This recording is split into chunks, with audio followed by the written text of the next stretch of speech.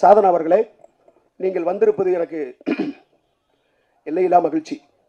அன்னைக்கு கணவன் மனைவி நல்லா நுட்பமாக கவனிச்சுக்குங்க. இது இது அறிவுரையாக சொல்லலை. நான் என்னுடைய வழி, என்னுடைய உணர்வை நான் உங்ககிட்ட ஷேர் பண்ணிக்கிறேன். அன்னைக்கு ஹஸ்பண்ட் அண்ட் ஒய்ஃப், கணவன் மனைவி திருமணம் முடிச்சு குழந்தை பிறந்துருந்துச்சுன்னா, தான் பெத்த பிள்ளைக்கு பாலை கொடுக்குன்னா கூட, மாமா கொஞ்சம் அப்படி இருங்க அப்படின்னு சொல்லி மாற விளக்கி விட்டு தான் பால் கொடுப்பாங்க.